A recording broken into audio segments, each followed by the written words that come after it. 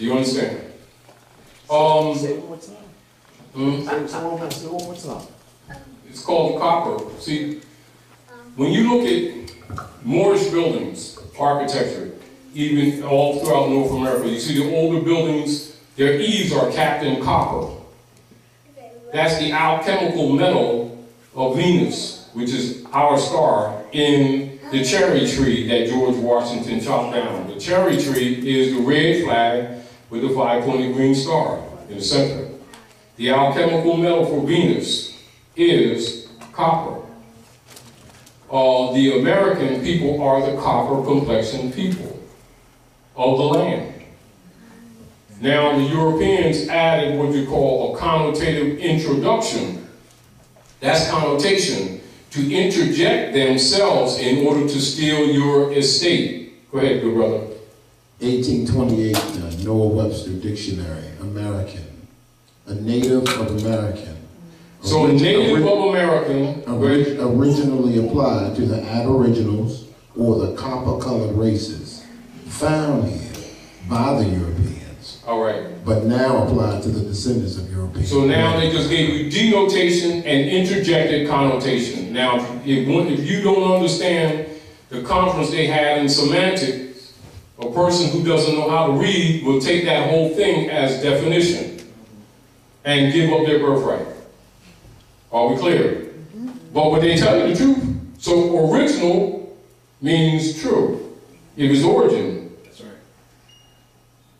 So now you understand the copper penny test. What they used to do in the 1800s, copper, or the brown paper bag, they used to call it. And if you caught the brown paper bag, you was rejected. Why? Because you were being conquered.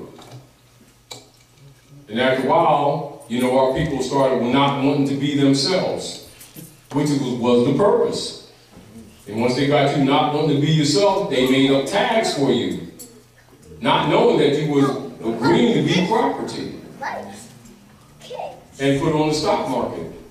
It's back to the issue of descendability. So now, when you look up the common law,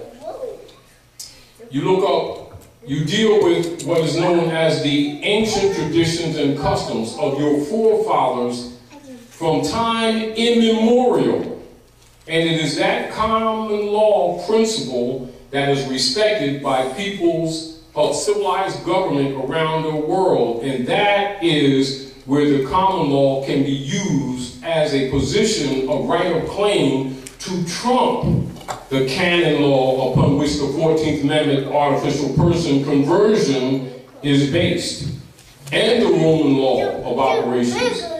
However, if one is not in one's own proper person, one cannot use the common law because you have no tie to the traditions and customs that would supersede the Roman law. Therefore, your claim of right would be considered by tacit acquiescence abandoned.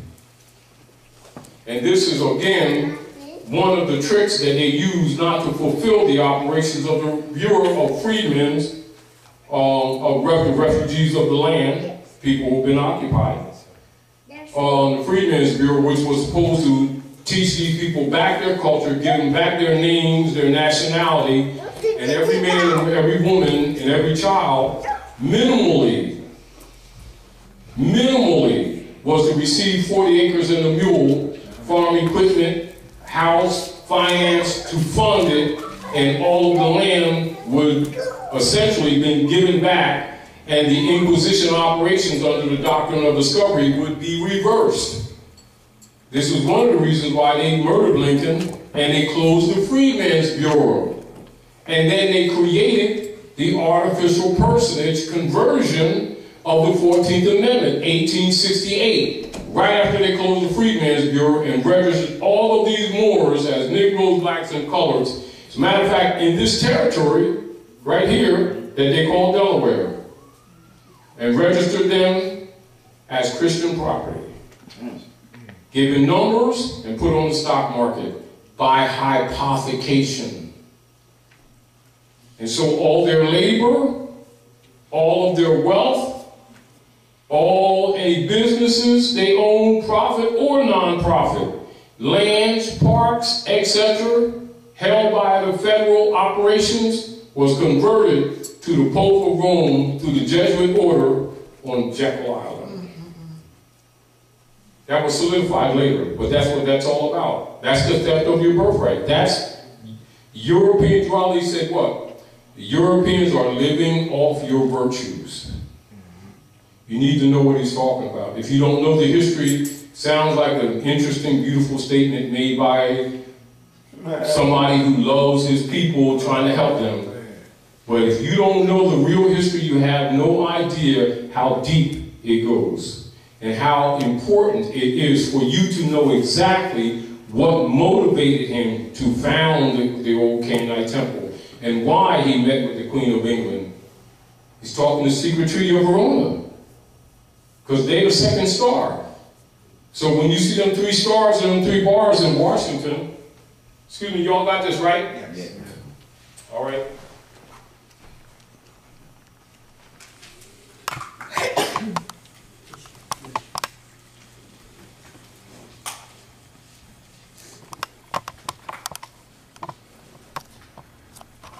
When you're in Washington, District of Columbia,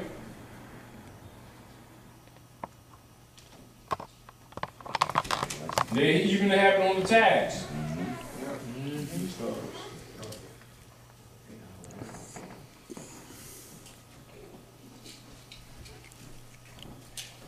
That is the family crest used by George Washington, who chopped down the cherry tree. It's adopted under the secret treaty of Verona for the territory of the 7 hills under Pope Polk, who was also one of the heads of the Klan operations, Knights of Columbus, etc. And the government was moved from Philadelphia to Washington, District of Columbia, under the secret treaty of Verona, and George Washington's family crest was adopted for the operations there, although the people under that jurisdiction could not vote, and still to this day. Do you understand? The first star is London. Pardon me, I apologize. The first star is the Vatican, Rome. Second star is London, District of London. Sovereign city-states, they don't pay taxes. Third star, Washington, District of Columbia, sovereign city-state, in the Trinity operations of Inquisition operations at North America under European colonial operations enforcement.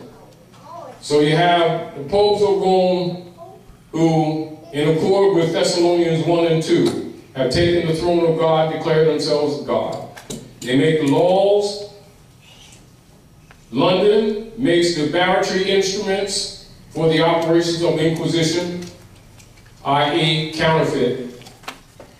And then United States Corporation Company goes to and fro the earth, devouring nations, stealing their gold and their resources, and they work as a Trinity operations. That's what's going on. That is the politics. Not maybe, that is the politics.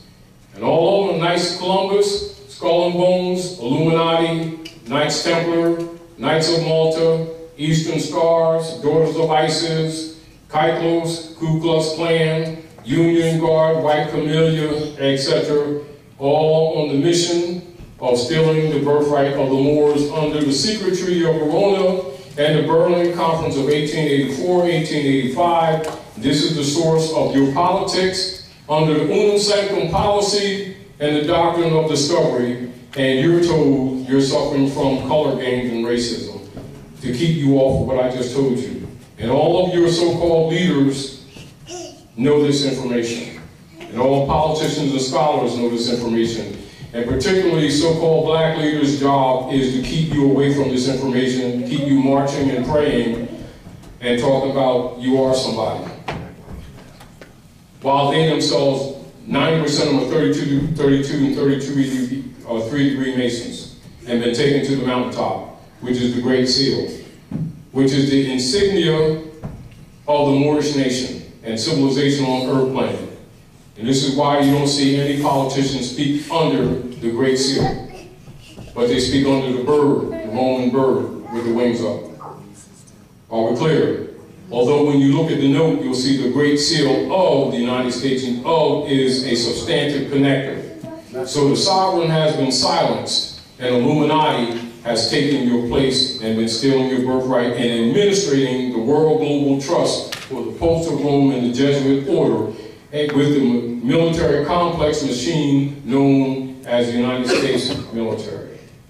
Enforced locally by Roman soldiers who call themselves policemen, who are really members of the gangs of New York, for killing off the indigenous people, for the Popes of Rome, the United States Corporation Company, in their conversion operations to transfer your estate artificially to the United States Corporation Company that Lincoln bankrupted in France, that's now registered in Puerto Rico, that went bankrupt, I think it was September of 2012.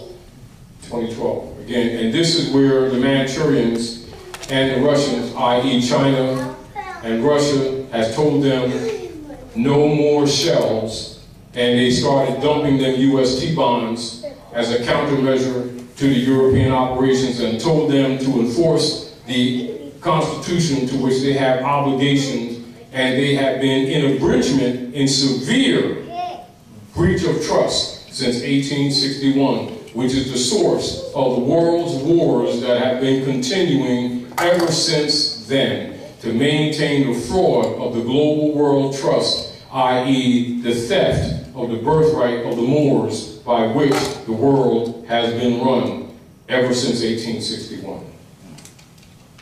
That's why you put everything in trust, because you're the heirs to the estate. Now, since so many people amongst you who have been assigned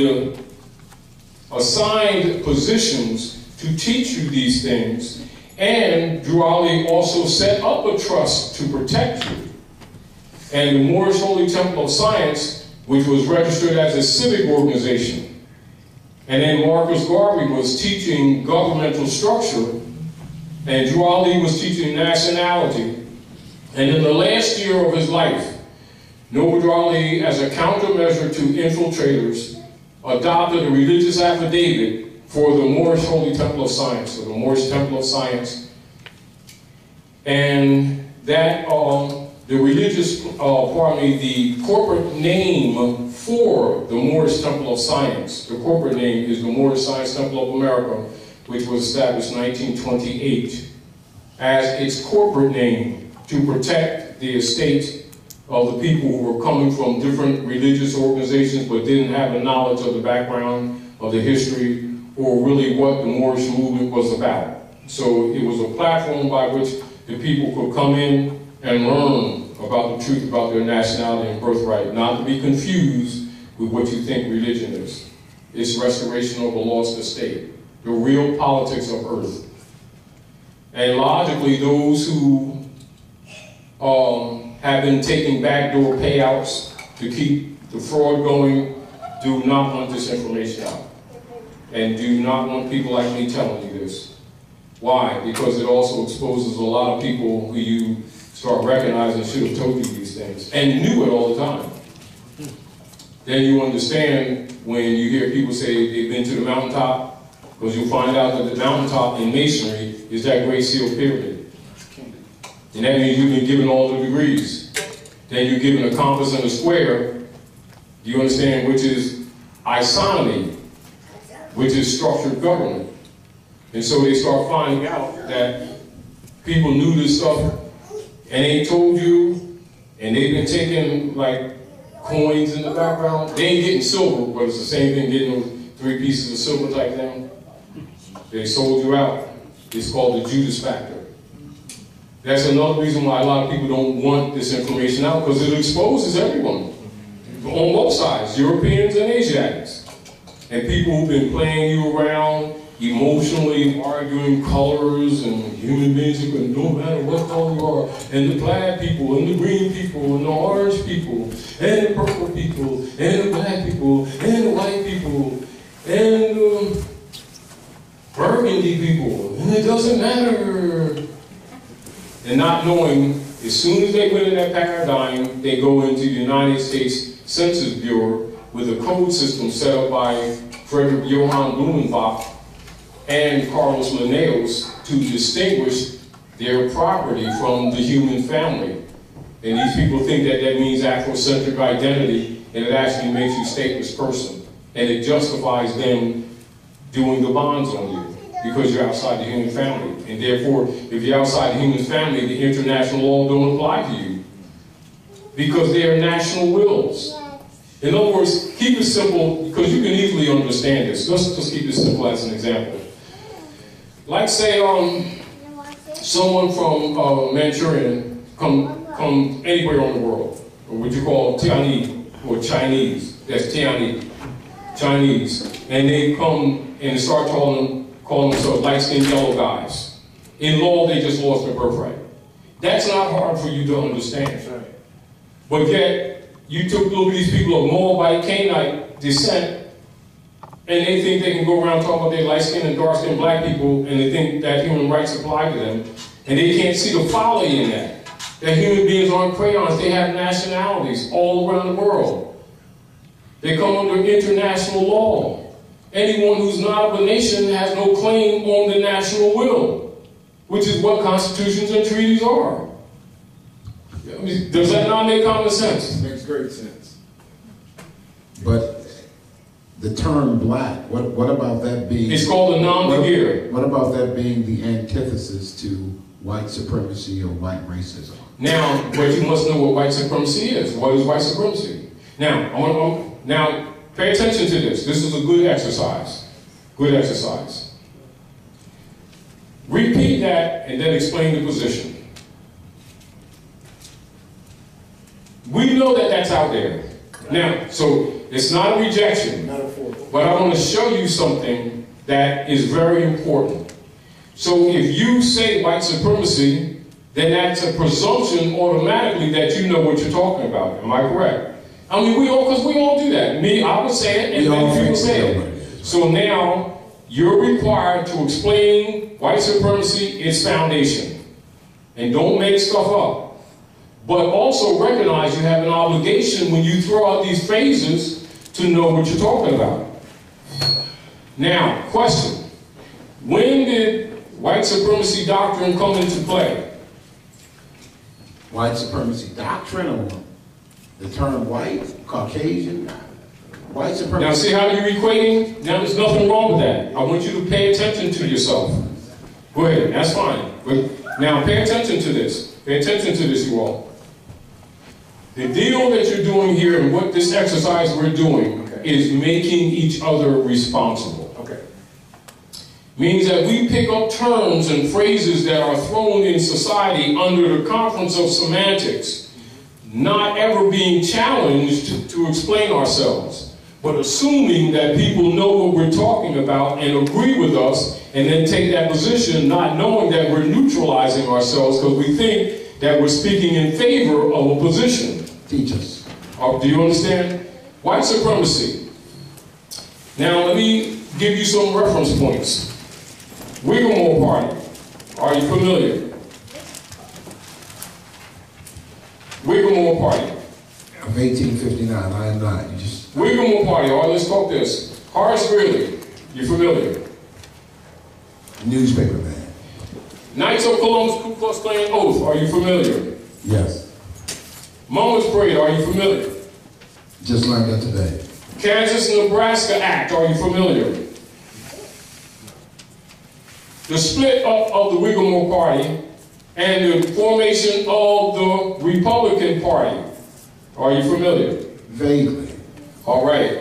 And the agreement that the Europeans under the Republican Party, after the split of the Whiggamore Party, would take on the title white people that did not apply to them prior to 1854. Are you familiar? I don't have that recollection. I thought it was... Well, now, when you say white supremacy, that's what the world is accepting, that you know the history of what you're talking about. And if you say that, make those statements without having the background knowledge, you would actually be undermining yourself. And the consequences of which you would suffer, you're held to it. Irregardless. Meaning that if I put a sign outside talking about I'm a surgeon, And I start messing people up with rusty butter knives and stuff, and then somebody comes at me, you know what I'm saying? Well, see, every surgeon don't know about the anatomy of the body. You got a sign up there saying you're a surgeon? Well, yeah, did you take 1 penny for services? You're held to it. Now, and when you call that European white man, you just called him sovereign. Now, in law, as far as law is concerned, you know what you're talking about. If you say it and don't qualify it, are we clear? Are we clear? Extremely. Now, in law, you're held to it. And in law, they can use it against you. Because you just assigned them. Now, by not knowing the history, logically, you would make those statements according to how it's going around in the community, because you feel people saying this thing and you're looking at it in the context in which it is used, right? So you feel safe saying it. You think you're actually fighting for your people. You have in your mind. You have an understanding of how the word is being used today. And guess what they say in law? Ignorance of the law is no excuse. And what do? We start making excuses, and now we're in contempt. And then you're treated with contempt. Now we're madder than we were when we started with. Now they're really racist. No, seriously. Now, let's talk. Wigmore Party. The hardest really came to the Wigmore Party. That's why I gave you references so you can do research. When you do research, you'll find out when they took on the title, once you understand the history, you will not call them white people without qualification, will you? Will you? Not knowing that you're the white man. Got it. It's a legal status. But if you bought into the brand non-beginner system, you would think that white and black are identities. Once you use it in that category, it indicates two things: your incompetence and your abandonment of your estate. Logically, if you don't know the history, that doesn't dawn on you that that's what you're saying. Because you've accepted the connotative, not definition, presentment. The only definition to the word is its etymon, its etymology. It remains for life. In other words, the mother of the word, the matrix, is always its mother. Any connotative entry is not a definition, it is a presentment distinguished from definition. If a connotative presentment is accepted as definition, that means that the connotative conference on connotation by Europeans to set up a language system for the preservation of forced servitude under the designation slavery is operative and well. Now in law, if you use it, if you adopt it, you are declared incompetent and stateless persons. It has its function. It has its service. Now, upon understanding the principle of reclamation of estate on nationality, these things are exposed to you so that you can fix your language. Why? Culture is in the language. Now, again, when you're dealing with estate or what is called restitution of estate, if you mix connotative presentment with denotation in a legal and lawful argument, the opposite party can defeat you if they choose to. It may confuse you because your concept is that you're coming from a moral position. Right. You're passionately talking, ethically and moral principle that any living being should know. And wonder why you keep losing. Connotative linguistics. When you don't know what you're talking about and you're declared incompetent. Then they put a barrister on you from England who's really secretly a deputy knight under the secret Treaty of Verona for the reversion of your estate to the private corporate United States under semantic language of barratry to convert your estate to the United States Corporation Company that belongs to the Jesuits, and you've been trained to think it's a country with the help of your black leader guys who you think love Jesus, God, and Allah, who got a secret 501c3 skull and bones agreement. Are we clear? Yep. And if you don't know this history, you have a tendency to repeat what you hear, thinking that it's legitimate, when it's actually designed for the heirs or the slave to what? Confess his own slavery. And it is said this way: it is better to sit in a corner silently and be thought a fool than to open your mouth, remove all doubt, and have the black codes enforced upon you. Because that's what happens every day. And that's not meant to be pejorative. It is, honestly and factually, what takes place every day in communities that are called black communities. They don't even know that every time there's a ticket, there's a charge, and anything, that there's a bond that correlates with that charge. And it's not based on moral right or wrong. It's based on the stock market. It's not based on justice. And so when they don't get justice, it confuses them, because their concept is that these people are government. They're private, corporate, human traffickers under the unum sanctum policy of the doctrine of discovery through the executor's chamber of the Inquisition operations Torquemada, now called the IRS. That's why all organizations got to get an IRS number. Those are tithing numbers, Roman tax. Now that's the reality. And that's just, and we just touched on some of the stuff, but what we've given you is primal information that even a child can understand if presented at an early age. But if you don't educate them in an early age, they're already handicapped as soon as they go into the world. They already got, the chain that they have is the chain of ignorance. As a matter of fact, how many parents bring and deliver their children to the John D. Rockefeller, Frederick T. Gates skull and bones operations called the school systems at North America, and never read the philosophy page, which is there for everybody to see, where they tell you that they're going to keep these people dumb and make them docile. It's right there documented. It's documented. They got all kinds of books and read and have all kinds of organizations and PT meetings and a whole bunch of stuff and talk about children's self-esteem and we love the children and we want to make things better for the children and let us pray and never even read the philosophy page, and they keep delivering their children to John D. Rockefeller skull and bones operations and then wonder why their children can't compete. Oh, they forgot to say this other part. Oh, that's because they're saved. Then they start that kind of stuff. And they're being prepared for death in prisons.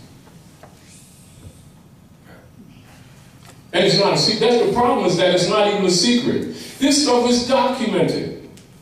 Do you understand the difficulty that other civilized people have with these people in North America of Moorish descent that keep insisting that they're black, and then keep complaining about the black codes that they never even read that destroy their families? That's documented too. Never read the black codes, and that's what's used against their families. That's a manual that's used by all local, federal, and state governments, and adopted in all the states in 1868. Do you understand the problem that we have? Do you think the world sits around and feels sorry for these people that keep talking about they know God, but they won't even dare to read? They're going to talk about gods they do not see and love not their brothers and sisters whom they see every day, and then present themselves to the world and then get rejected. Now the world's racist. Race is the human species. They can't even daggone read. And then they're arrogant with it when you try to give them the facts. Arrogant. They're not just ignorant, they're arrogant. Now, with each other, we love our families, we love our people, so therefore we have compassion. But but you have to put yourself in another man's moccasins and understand how the civilized world who's living off of us ain't feeling sorry for us. It'd be so different if we were humble and not knowing, but we're arrogant. So, right, you never watch our people. When it comes to not religion, but our claims on religion, you cannot find a more self-righteous and arrogant people than ours. When they start talking about God, Jesus, Allah, Moses, Muhammad, and stuff, we get this superiority complex that your mind can't imagine. We got a personal relationship like nobody else got. They can't even begin to touch us. That's right. We know Jesus, God, and Allah like nobody else on planet Earth. And as far as the civilized world is concerned, no problem. Y'all make your own sandwiches. So when we start turning around asking for programs and nobody builds programs to help the black man, you don't need help, you got Jesus.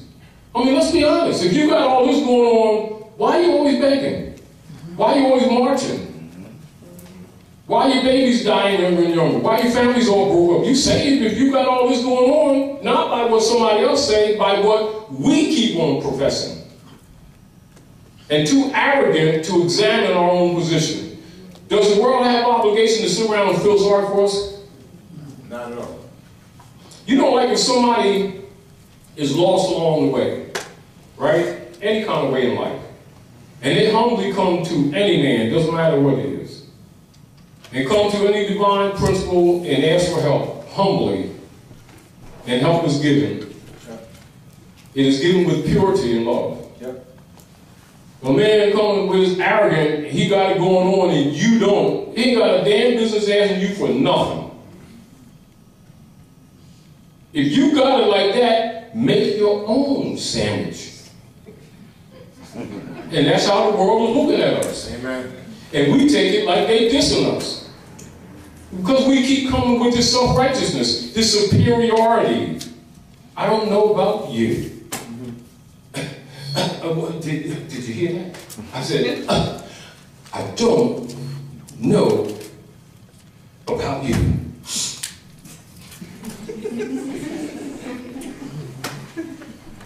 But you want me to say it again? Well, I preach. got a personal relationship with Jesus.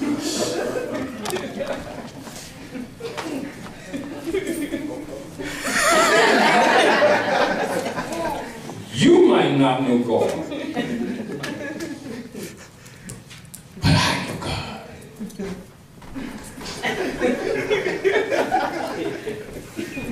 I said, I know God. One more time. I know God. I got his personal number. So why do I need some marching program? What are the NAACP, PPRP on me, Color Coalition, somebody else's coalition, and some new program for Negroes? If you got all this going on, you don't need none of all this stuff unless you're lying your keisters off. Because I'm telling you, my cell phone ain't working, he ain't answering, something's up. No, let's be honest. Because if anybody needs rescuing by the divine order, it's our people and our communities. No question. And that cannot be denied. But some people with self-righteousness will deny it just to preserve their hypocrisy. While their babies are dying, families are all falling apart, the jails are filled with these young brothers and sisters. Gangs of New York members are killing brothers and sisters, young people on the street, and stealing their organs. And they sit around talking about salvation with their hypocritical selves. And as soon as they're out of a job, 3 months, they go in the army for home and start murdering people around the world to keep this man in power who never did anything to them. And they come back all shot up with viruses, all broke down, mentally broken, disengaged with their families. and getting poor veteran services, and they're marching again. But they saved. They know the Lord. Do you understand how hypocritical, how black-heartedly, violently, ugly, hypocritical that is? But they can't see themselves, can they? Can they? The Freedmen's Bureau, which was supposed to teach these people back their culture, give them back their names, their nationality, and every man and every woman and every child, minimally, was to receive 40 acres and a mule, farm equipment, house, finance to fund it, and all of the land would essentially been given back, and the Inquisition operations under the doctrine of discovery would be reversed. This was one of the reasons why they murdered Lincoln, and they closed the Freedmen's Bureau. And then they created the artificial personage conversion of the 14th Amendment, 1868, right after they closed the Freedmen's Bureau and registered all of these Moors as Negroes, blacks, and coloreds. As a matter of fact, in this territory, right here, that they called. Do you understand? Say it one more time. Say it one more time. It's called copper. See, when you look at Moorish buildings, architecture, even all throughout North America, you see the older buildings, their eaves are capped in copper. That's the alchemical metal of Venus, which is our star in the cherry tree that George Washington chopped down. The cherry tree is the red flag with the 5-pointed green star in the center. The alchemical metal for Venus is copper. The American people are the copper-complexioned people of the land. Now, the Europeans added what you call a connotative introduction. That's connotation, to interject, and that is where the common law can be used as a position of right of claim to trump the canon law upon which the 14th Amendment artificial person conversion is based, and the Roman law of operations. However, if one is not in one's own proper person, one cannot use the common law because you have no tie to the traditions and customs that would supersede the Roman law. Therefore, your claim of right would be considered by tacit acquiescence abandoned. And this is, again, one of the tricks that they use not to fulfill the operations of the Bureau of Freedmen, of refugees of the land, people who've been occupied, themselves in order to steal your estate. Go ahead, good brother. 1828, Noah Webster Dictionary, American. A native of American. So a native of American. Originally applied to the Aboriginals or the copper-colored races found here by the Europeans. All right. But now applied to the descendants of Europeans. So now they just gave you denotation and interjected connotation. Now, if you don't understand the conference they had in semantics, a person who doesn't know how to read will take that whole thing as definition and give up their birthright. Are we clear? But when they tell you the truth, so original means true. It was origin. That's right. So now you understand the copper penny test. What they used to do in the 1800s, copper, or the brown paper bag, they used to call it. And if you caught the brown paper bag, you was rejected. Why? Because you were being conquered. And after a while, you know, our people started not wanting to be themselves, which was the purpose. And once they got you not wanting to be yourself, they made up tags for you, not knowing that you were agreeing to be property and put on the stock market. It's back to the issue of descendability. So now, when you look up the common law, you deal with what is known as the ancient traditions and customs of your forefathers from time immemorial. And it is that common law principle that is respected by peoples civilized government around the world.